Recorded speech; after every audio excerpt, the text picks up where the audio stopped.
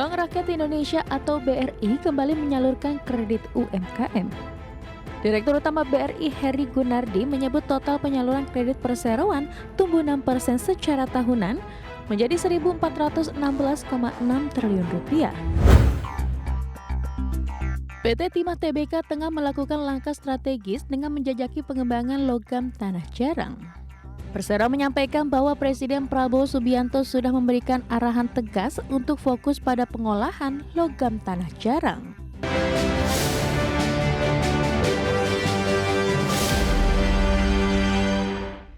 Kembali bersama kami pemirsa, Bank Rakyat Indonesia atau emiten yang berkode saham BBRI kembali menegaskan komitmennya dalam mendukung sektor UMKM sebagai penggerak utama ekonomi nasional.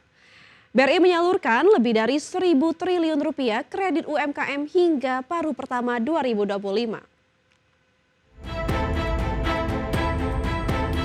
Bank Rakyat Indonesia atau BRI kembali menyalurkan kredit UMKM.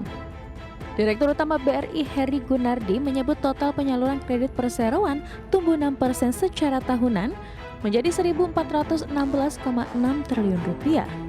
Dari jumlah itu 80% lebih atau Rp1.137,84 triliun disalurkan khusus untuk UMKM. Angka ini dinilai menjadi bukti keberpihakan BRI terhadap penguatan ekonomi dari level paling dasar. Selain kredit, BRI juga menyalurkan KUR Rp83,88 triliun kepada 1,8 juta debitur pada semester pertama tahun ini. Dana tersebut mencakup dukungan bagi UMKM yang menjadi pemasok program makan bergizi gratis pemerintah. Perseroan turut menyalurkan FLPP senilai Rp13,35 triliun untuk hampir 98.000 masyarakat berpenghasilan rendah serta mendukung program koperasi desa melalui pembiayaan dan solusi digital. Bank BRI menghadirkan 1,2 juta agen BRILink di lebih dari 97.000 desa dengan volume transaksi Rp843 triliun. Program Desa Brilian dan Klasterku Hidupku juga terus berkembang dengan ribuan desa binaan dan puluhan ribu klaster usaha produktif. Adapun melalui link UMKM dan 54 rumah BUMN, BRI telah menghubungkan jutaan pelaku usaha dengan pasar serta menyelenggarakan lebih dari 16.000 pelatihan untuk meningkatkan kapasitas UMKM. Berbagai sumber, IDEX Channel. PT Timah Tbk tengah melakukan langkah strategis dengan menjajaki pengembangan logam tanah jarang sebagai produk sampingan dari pertambangan timah. Ini menjadi peluang baru yang menguatkan posisi TINS di industri pertambangan.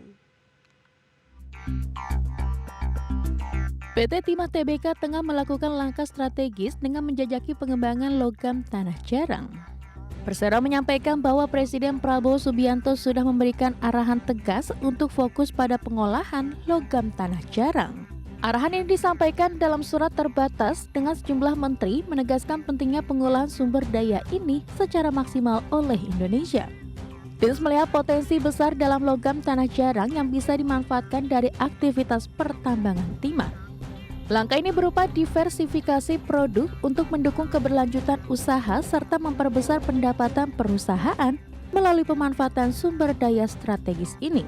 TINS sebagai anak usaha holding industri pertambangan Indonesia Main ID aktif mengeksplorasi peluang baru di sektor mineral khusus.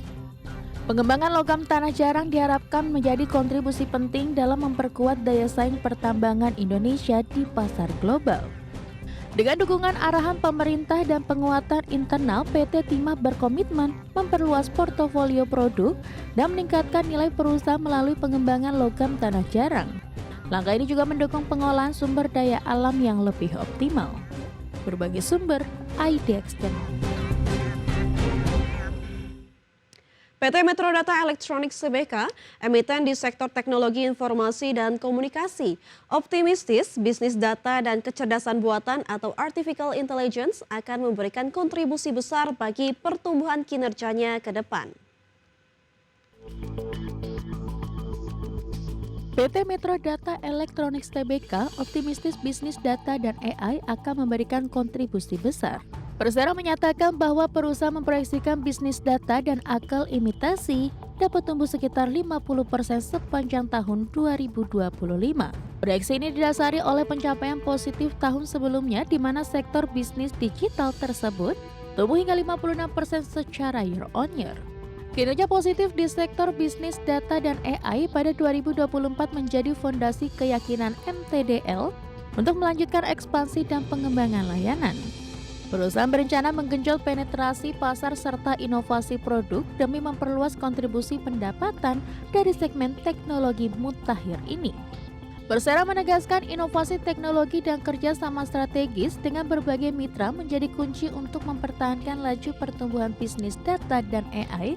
Upaya ini untuk memastikan Metro Data Electronics tetap kompetitif dan relevan menghadapi perkembangan pesat di industri teknologi.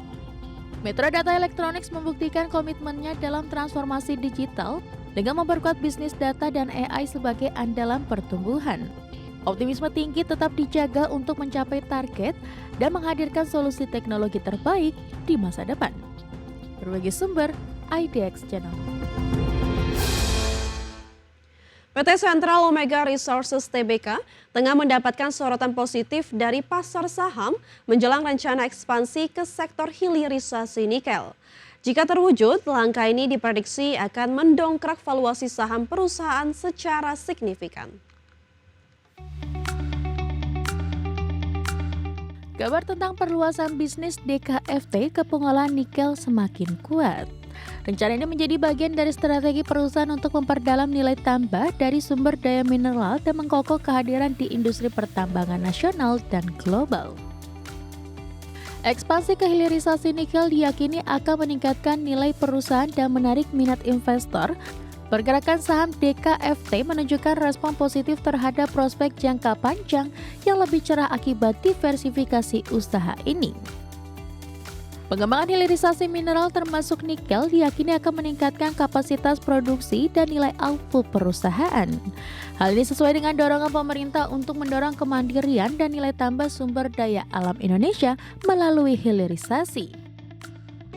Dengan langkah ekspansi hilirisasi nikel, DKFT menegaskan komitmennya dalam memberikan nilai tambah dan meningkatkan kinerja keuangan perusahaan. Langkah ini juga membuka peluang pertumbuhan pasar yang lebih luas serta menarik investor baru. Berbagai sumber, IDX Channel. Pemirsa, kita beralih ke update penutupan IHSG sesi pertama, di mana IHSG hari ini ditutup menguat 0,3% ke level 7.929,3. Adapun IHSG tadi pagi dibuka di level 7.923 dan sempat menyentuh titik tertinggi di level 7.938. Adapun 352 saham mengalami penguatan, 283 saham mengalami penurunan, dan 167 saham tidak berubah atau stagnan. Dan dari sisi top losers atau top gainers, pemirsa, maksud kami, saham-saham mengalami penguatan tertinggi ada WIFI yang mengalami kenaikan 4,88%, ADRO mengalami kenaikan 4,32%, Brand mengalami kenaikan 9,58% dan BRPT mengalami kenaikan 5,96%. Dari top losers, pemirsa, Cuan mengalami penurunan 3,24%, BMRI mengalami penurunan 1,63%, MTEK mengalami penurunan 5,51% dan BBRI mengalami penurunan 1,68%.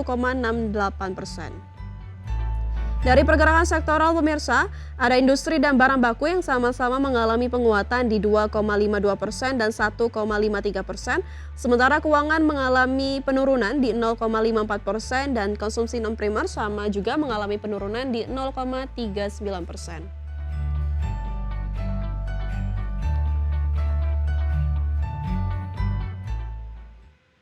Pemirsa, kami akan kembali dengan informasi menarik lainnya. Tetaplah bersama kami di IDX First Session Closing.